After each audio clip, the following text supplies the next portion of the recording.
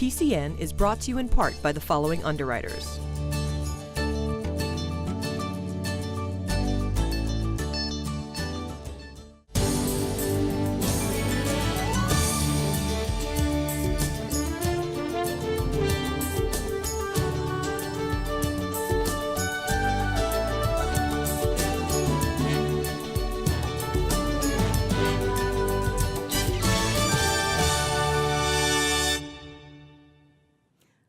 Welcome to the show. This week on PACTV Community News, we bring you local stories from the South Shore, such as Pembroke High School's winning some needed kitchen equipment and the Kingston Business Association's one-year marker meeting. We stop into the completion of a story building program for kids at Plymouth Library and hear about a South Shore Homeless Service organization's outreach to this area. PCN pops into the Firehouse Food Pantry in Pembroke for a special donation. And our arts and entertainment segment brings musician Matt York on set for an interview and a song. It's a full show, and we begin at the Duxbury Art Association's Winter Art Show. 2 weeks ago, PCN stopped into the opening night gala and benefit for the Duxbury Art Association's Winter Jury Art Show. The annual event, held at the Duxbury Art Complex, features some of the region's best artists. The show runs through April, with the Second Chances exhibit opening tonight at the Ellison Center, the home of the Duxbury Art Association. PCN spoke with the DAA Executive Director to learn more.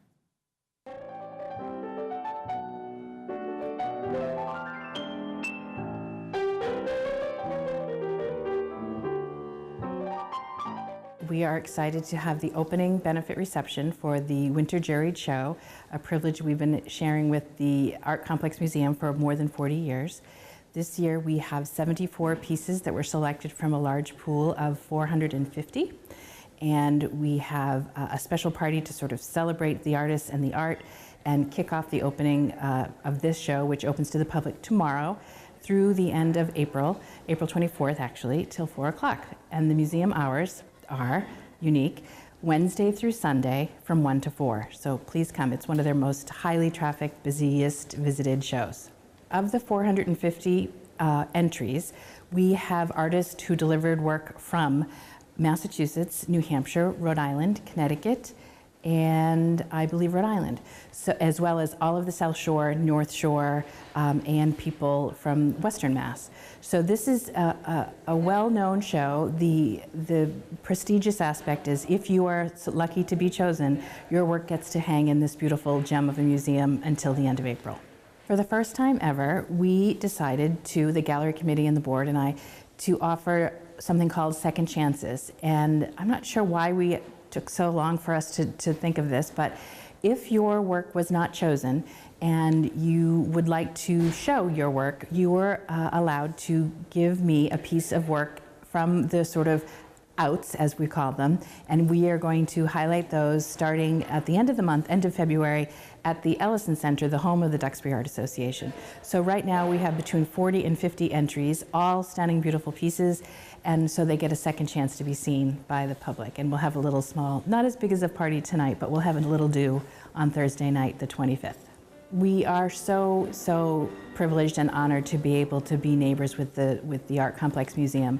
The Duxbury Art Association is approaching their 100th year and has worked hard through all of those years to share art with the community, to offer opportunities for artists to create work, show their work, artisans and crafters to display and sell their work. So we really, this is sort of the pinnacle of sort of the art aspect of our audience, where by highlighting these gorgeous pieces, and every year the show is absolutely stunning, and every year it's different, to be able to bring people to the South Shore, to Duxbury, from all over. This is the most highly visited show of the Art Complex Museum, which is over 40 years old. I probably should know, maybe approaching their 45th year, and it's funded by the Weyerhaeuser Family Foundation. We love working with the Art Complex. Everyone here are professional and fun and local, and we end up knowing a lot of the artists in the show. We meet new artists, and the kids aspect is that we can have kids from the schools, kids from the Boy Scouts and Girl Scouts, also the seniors. We are privileged to have the village underwrite this whole exhibition this year, and we'll be having some special times where the residents at the village of Duxbury will come on over and we'll give them a special tour of the specific show just for them.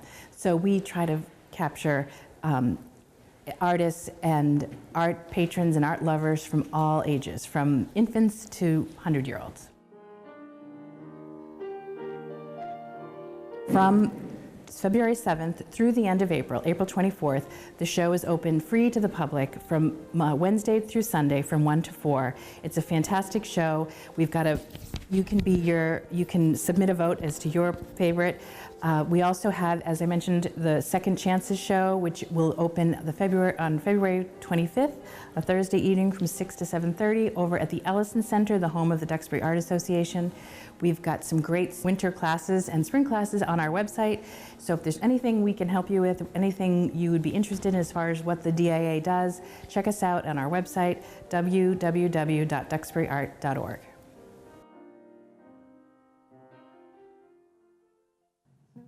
The Duxbury Art Complex is gorgeous. It's the lighting in there is beautiful. You have so much room to step back and really look at all the artwork and all the exhibits, and I just love going there. Yeah, it's really a perfect place to have the Duxbury Art Association's Winter Art Show too, because it's an extraordinary array of work. And I'm even excited about the other show that they're opening tonight. I mean, everybody should go see both these shows. Second Chances. The caliber of work was just, I mean, breathtaking. I probably shot an hour extra of footage just because it was so beautiful. Yes, It was really wonderful. I suggest everyone go see both those shows. Absolutely. The Kingston Business Association is about a year old and has really taken off with membership and events. PCN went to a recent meeting to meet the leaders, hear how the group has progressed, and learn how it serves the Kingston business community. We're here tonight at Alley Cat Lanes to celebrate the Kingston Business Association. We're having a family fun night tonight, so all of our members can celebrate with their families, just have some fun bowling so everybody can network and interact and not have it be so formal this evening. The objective of the organization is to support businesses in the town of Kingston that serve Kingston, that are affiliated with Kingston, that have just about anything to do with Kingston. We're a unique business group formed here in Kingston, a little bit more than a networking organization. We're actually here to be a voice for businesses. We offer support at town meeting if necessary. We allow members to talk if they have upcoming petitions, a little bit more than just networking and interacting on a business level. Well, we started the Kingston Business Association around this time last year, and we've actually gained a lot of membership, which we're very proud of. Our members right now are somewhere in the 75 to 80 number. We're always looking for new members. We have a number of events, usually one a month. The nice thing about the KBA is it's a group that helps each other, helps out the businesses by being there for one another, whether it's from purchasing products or purchasing services from each other to supporting each other in other areas that are necessary. We want to be active with the new master plan that's Kingston's been looking into about rezoning and redistricting the downtown area. We want to offer insight to the town from a business owner's perspective. And we also want to be able to support other businesses that are looking into getting into the area, just being a part of the Kingston business community. You can get in touch with us either through our website, which we have, the KingstonBusinessAssociation.com. There's phone numbers and contact names on there that people can call. But it's a good thing for Kingston, good thing for business in the area, and we're looking for new members, so we're hoping to get a lot of people to join and get involved and be active. If a business wanted to join the Kingston Business Association, what they would get is a number of different things. They would get to be showcased at any of our events. We would use their location to host events so that members can come and see their business, interact with the people that work for their business, see what they do. We would also be there to support them through any issues that they had with the town. We put that out to all the members that if they want to support a certain individual or a business in an endeavor, that they can do that. We host the Bradford House Breakfast. We do the National Night Out. We have scholarships for young professionals in town that are graduating high school and going on to a career. So to be part of a group like that, to say you're part of a group that does so much within the community, is kind of your payback for being part of the Kingston Business Association. Studies have shown that one thing people fear more than flying in an airplane or extreme heights is public speaking. Well, Ryan Racehead of Big Ryan's Tall Tales must not have let these kids know anything about being afraid of speaking to a crowd, because they did just that with great aplomb in the grand finale of his Building Stories series at Plymouth Public Library. The Building Stories workshop it's a 4-week workshop, and we gather together, and I just let the kids, giving them minimal direction, let the kids just write, have fun creating stories. We work on this, you know, and certain exercises that I do with them are geared towards, you know, working on how to be more descriptive in our stories. Certain exercises are just geared towards the idea of letting them know that writing is fun. So we do a lot of different exercises where they're playing games. You know, we do like a relay race where they have to add one word into the story each time, and they're running up and they're writing the story, and then they run to the back of the line and the next kid comes up, and whoever has the most coherent story wins. It's a lot of fun. Yeah, so I try to limit the workshops to 15 children so that I can give everybody enough personal time, you know, enough personal direction and some guidance here and there. Today is the end of the workshop, where instead of just sitting there doing some writing, I actually let them do some public speaking as well, get them in front of an audience, get them comfortable with speaking to a whole crowd. So what we do is we actually invite all the parents to invite anybody they want, all their relatives or whatever else, to come into the audience and be a nice audience where each of them can get up and talk, and they get very excited because they get to talk into a microphone. You know, they don't get to do that every day. So absolutely, it's a really fun moment where they actually get to tell their stories now. They get to show that their work, all this work that they've been working on for 4 weeks, is something that they can share with people. I really hope that it shows them that there's no wrong way to tell a story. I really hope that they leave with a little bit of excitement to put more stories down on a page. I know that for me, just being able to sit down and write when I was younger was just enough to be able to really, you know, spark a great idea for a story. And that's kind of where I went to when I started my storytelling business, was going back to those stories that I was just, as a kid, writing down. And sometimes it was one line, sometimes it was more. And this is what I hope these kids leave with, a more passionate idea of writing and just how much enjoyment they can get from it. The Pembroke School District found a way to make eating salads more interesting and exciting for the students and the faculty. In fact, their salad bar was so interesting that they won a really cool national contest and won a really neat food slicer for all of their hard work. I look for every opportunity to apply for equipment and any other grants that are available to us. My representative for equipment sent me a link regarding the RoboCoop contest, and you had to take pictures of your salad bar and submit them, and it was a nationwide contest.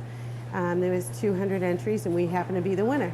We actually took pictures of all the different salad bars in the district, and then I went through them to try to find the best picture that I could, and it ended up being the salad bar here at the high school, which has a lot more offerings than the elementary level, because the children, well, the students and the staff palates are a little bit more mature. At this level, there's 18 to 20 choices for them to choose from to top their salad with every day. The equipment is a amazing RoboCoop with all different blades on its own stand that we wheel out into the kitchen, do a lot of our prep, clean it, and it's just fantastic. It's a great time saver for us. And with all the different blades, you can make crinkle cut carrots, and you can make the food look attractive. And we all know we eat with our eyes, so it really works out good to help promote the salad bar and to promote the vegetables that we serve on the line every day. Well, this is an industrial RoboCoop, and it came with many different blades. We have slicing blades, we have grating blades. Down below, we have another different type of slicing blade. We have a julienne blade. We have a crinkle cut blade, and I think that's all of them. The good thing having this food processor, and what we're trying to do at all schools, is offer a hot and a cold veggie besides the salad bar every day, because one child that may not want steamed broccoli might eat cucumber circles. A child that won't eat peas might eat, you know, a tossed salad. So the equipment really helps us be able to prep a larger variety of items for the children to choose from, so that if they don't like one, maybe they'll take the other. We're making every effort that we can to get them to try different fruits and vegetables. And as long as parents are making the same effort at home, I think moving forward, starting with the younger children, it'll definitely make a difference on how they eat and how they want to eat. Last week, the Tri-Town Rotary headed over to the Firehouse Food Pantry in Pembroke to make a sizable donation. This upstart food pantry is only a few months into its existence and has made great inroads. They were very appreciative of the donation and spoke about their service to the community. At first glance, you may think you're driving past one of Pembroke's fire department outposts. But if you look a little closer, you'll notice that the old firehouse has a pantry off to the side. Hopefully that interests you enough to head inside, where you may see some recognizable faces from the Pembroke Soup Connection. For the past 5 months, that same group has been turning this infrequently used building into a full-blown food pantry, and people are taking notice. When I met with these folks over the summer, the Pembroke Soup Connection was at the Long Red House on Plain Street. Now they've branched out, and you can find them at the Firehouse Pantry on 32 School Street. They're still serving soup for the homeless, but since their first story ran this summer here on PCN, their donations increased so much that they basically had to open up shop here. As a nonprofit, they've got a 501c3 status, but are still operating on a shoestring budget. This caught the attention of the Tri-Town Rotary Club. When we heard about what they were doing here and the amount of families that they were feeding, we said there's got to be a way that we can help out and make sure we can, keep it going. That help came in the form of a $1,000 donation, which should help pay down some basic operating costs, like electricity and gas for vehicles that go out on deliveries. But for food costs, that money can go long distance.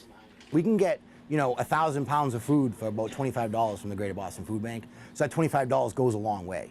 You know what I mean? It doesn't just, buy a bag of groceries, it buys tonnage. So, and that's how we get so much product for such little money. The items on the shelves give people the feeling that they're in an actual market and not a food pantry. And that's not by accident, whether it's fresh vegetables, poultry, fish, or anything else. Everything that a family needs, anything that you'd be proud enough to put on your own table. That's what we do. So what we've done is not only have we raised the standards, but we insist that everybody walk in with their head held high and they're treated with dignity. There are no stigmas attached to this pantry. One of the things that happens here, and I don't think it happens in a lot of pantries, is parents come in the first time and they really feel bad being in a pantry, but then they come back with their kids. And the kids love this section. We built this section around the kids so that it's all backpack snacks. And we have a young boy that has autism that comes in and he does his shopping. He gets his cat food and then he picks up everything he wants. He takes his bag. And on the way out, the first night he was here, on the way out, he looked at Joanne and I and he said, "Ladies, you never should have named this the Firehouse Pantry. You should have called it Plenty, because that's exactly what it is."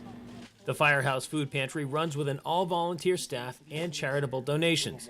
But with an average of 250 families being fed per week on their supplies, they're always looking to increase their budget.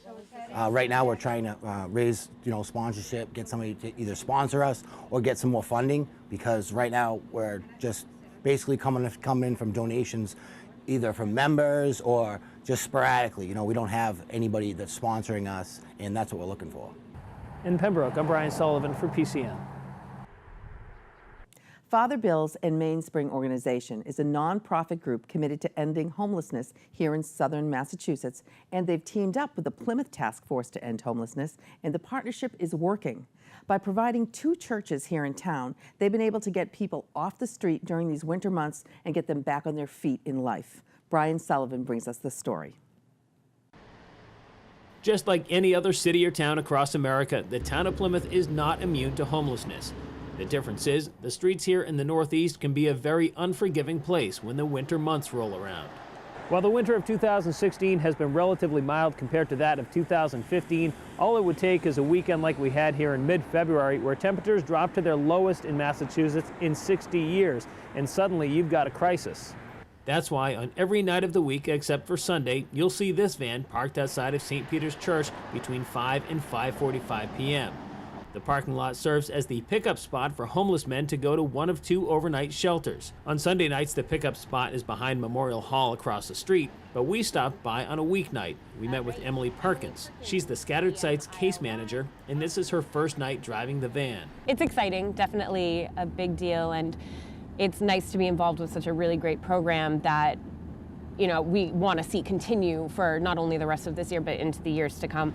It may have been Perkins' first night in the van, but she's been with Father Bill's and Mainspring organization since August of 2015, and she knows the protocol. Everyone is expected to be here 5:30, 5:35-ish. We'll do a search to make sure, you know, no one's bringing anything into the shelter that they really shouldn't be. And then from there, in the van, we'll go over to whatever church is hosting that week. On this night, the van was heading to Christ Church Parish on Court Street. This is the first year that Father Bill's has teamed up with the Plymouth Task Force to End Homelessness, something that CEO April Conley says has made a difference already.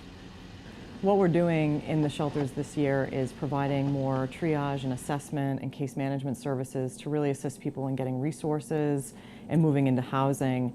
Whereas in the past, the shelter has really functioned as an emergency overnight respite for people who would otherwise be outside. So we've managed this year to house 5 people straight from shelter, to get several people connected to benefits, to food stamps, to work resources, and just by providing that additional case management support versus just literally providing a bed and a meal on the overnight.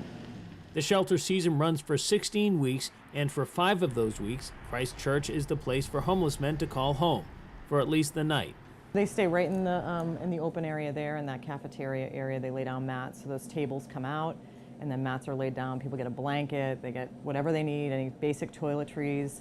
They're able to clean themselves up a little bit if they need to do that, and then they eat, and then they go to bed. Conley hopes that the progress made so far is the means to the ultimate goal. Long term, we hope not to need a shelter. Long term, we don't want to need a seasonal shelter or a shelter at all. The idea would be to have a resource here in Plymouth where people can come who are at risk of homelessness and help prevent that in whatever way possible, and really divert them from from hitting that point in their lives where they're on the street. In downtown Plymouth, I'm Brian Sullivan for PACTV Community News. Thanks for watching this week's show. Check out our website for more information about PCN, and be sure to follow us on social media for links, previews, and behind-the-scenes fun. We have a talented guest up next to close the show, so take it away, Maureen. Thank you, as always, Julie. Tonight we have on set Matt York. Welcome, Matt. Thank you, Maureen. So it's been a long time since we've seen each other. I think it's been a week and a half since we saw each other at the Spire. Yeah, I've missed you. Yeah, it's well, that's beautiful. Thank you. Tell me a little bit about that event at the Spire and the free concert series. Yeah, it was really cool. It was a show put on by the Music Box and by Mick over there, and I opened up for a band called the Novel Ideas, and so it was really cool. I played with the full band, and we had a blast. It was a really great time. Awesome. Now, tell me a little bit about your journey to this point. I mean, it's kind of an interesting story. You showed up there to the open mic about a year ago. Yeah. And tell me what happened from there. Yeah, so I had been a musician all through my 20s and teens and stuff, and then really stopped doing it for a long time. And they had this open mic competition, and I thought my kids would get a kick out of seeing me on the stage there. Like, oh, there's Dad. Right. So I did it. You had to do like a preliminary round. I did that, and then I did the finals. And my kids came, and my kids promptly fell asleep before I even They were really played. excited by it. They were out cold. Yeah. So, but I met Mark Bryant, who runs the recording studio there in the basement, and we started making an album shortly thereafter, and here we are. So you have an album. What's the name of the album? The new album is called Boston, Texas. Yeah, it just came out about a month ago, and it's available on iTunes and everywhere. Cool. Boston, Texas. Is there a story behind that? Yeah, so I've lived up in Boston pretty much my whole life, but I did live in Texas for a brief amount of time when I was a kid, and in Austin, and I've just always loved the music of both the Boston music world and Texas, so it's kind of a mesh of those two. Very cool. So you'll be playing a song off that album. I will. What's it called? This song's called Losing Streak. All right, take it away. All right.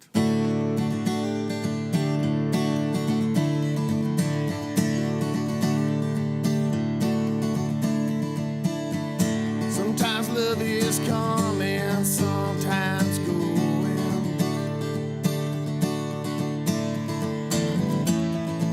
And sometimes, well, it's just gone. Your love's like silver or lead.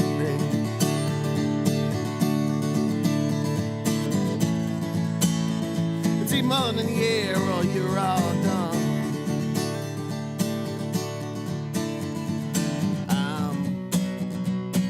I'm on a losing streak. I am trying to find mine. Maybe I don't love you like I'm supposed to.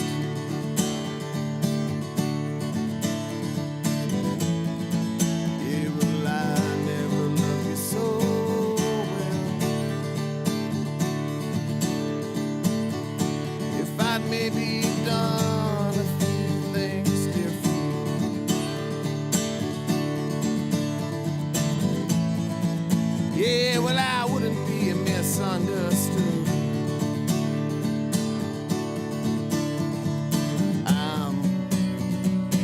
I'm on a losing streak. I am trying to find mine.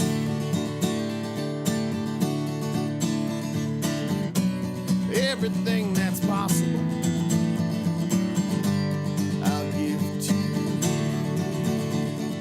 I am on a losing streak. Maybe when the sun